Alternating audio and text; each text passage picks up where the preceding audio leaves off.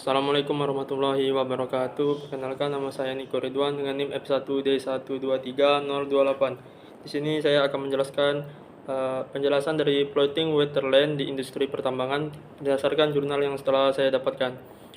Floating wetland di industri pertambangan sering juga disebut sebagai floating treatment wetland.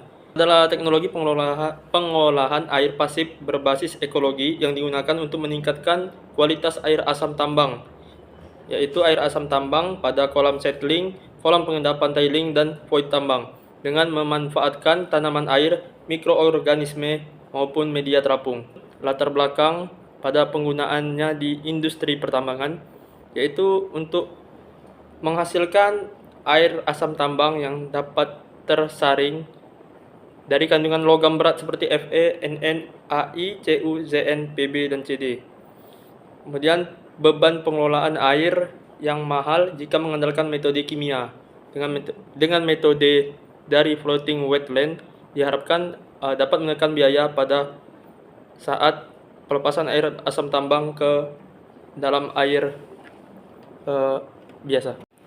Pada pembahasan jurnal pertama, yaitu penyisian logam pada air asam tambang emas dengan menggunakan floating treatment wetland. Studi kasus pertambangan emas di Tapanuli Selatan.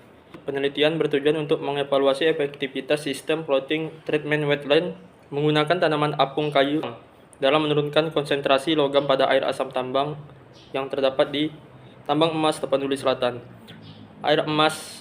Air asam tambang memiliki pH awal 1,8 hingga perlu dilakukan pengaturan pH karena tanaman dapat bertumbuh baik pada air dengan pH 5-7.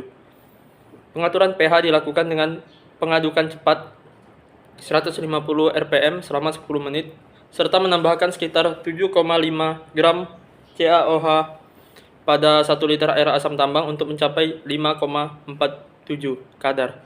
Tahapan penelitian meliputi propagasi, aklimatisasi, uji pendahuluan, range finding test, dan uji vitro remediasi sistem batch dengan variasi waktu kontak 5, 10, dan 15 hari.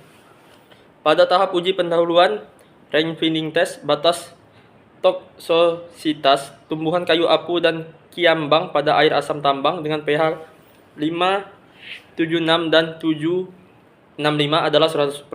Parameter yang diuji meliputi pH, TDS, TSS, kekeruhan, dan konsentrasi logam Zn, Cu, Mn, Fe, Ni. Hasil penelitian menunjukkan bahwa sistem floating wetland mampu menurunkan kadar logam nikel dan tembaga. Kemudian pada jurnal kedua, yaitu efektivitas tanaman eceng gondok dan substrat organik dalam mengelola kualitas air asam tambang batubara. Pada jurnal ini, tanaman eceng gondok dikarenakan tanaman eceng gondok yang mudah tumbuh dan bisa menyaring dengan baik air asam tambang tanpa memerlukan biaya yang cukup besar. Salah satu pengolahan air asam tambang secara pasif yaitu memiliki komponen penting baik secara general dan substrat organik. Salah satu tanaman air yang telah diteliti efektif untuk mengelola air asam tambang karena menghasilkan pH yang dapat menetralisasi serta dapat mampu menyerap logam berat dari larutan yang terkontaminasi. Sedangkan substrat organik dapat meningkatkan pH yang dapat disumbangkan dari kandungan alkalinitas dari kompos. Hal ini yang melatar belakangi penelitian dari jurnal kedua. Pada penelitian jurnal kedua, metode penelitian yaitu menggunakan metode eksperimental, di mana metode ini dilakukan untuk mengetahui pengaruh pemberian suatu treatment atau perlakuan terhadap subjek penelitian. Adapun alat dan bahan yang digunakan adalah kain terpal,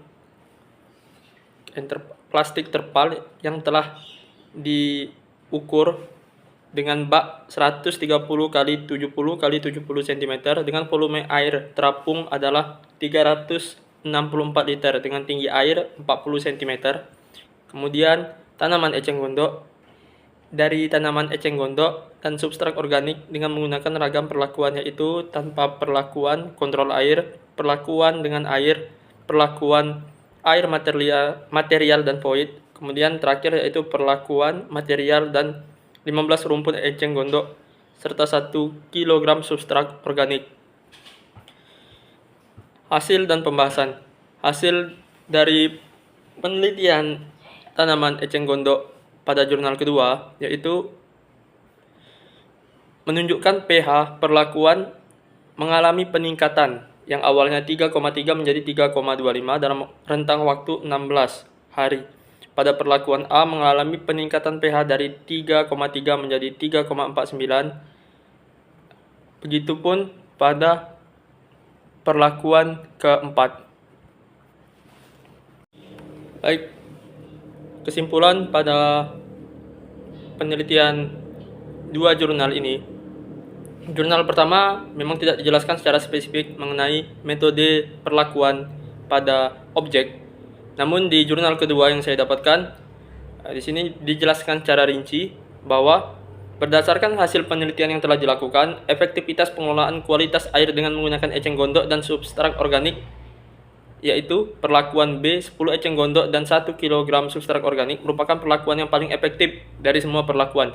Peningkatan pH dari 3,03 menjadi 6,01 pada hari keempat, dan penurunan TSS dari 30 mg per 1 menjadi 5 mg per 1 pada hari ke-16. Penurunan Fe dari 5,858 mg menjadi kurang dari 0,033 pada hari keempat. Penurunan Mn dari 6,973 menjadi 1,914 mg pada hari ke-8.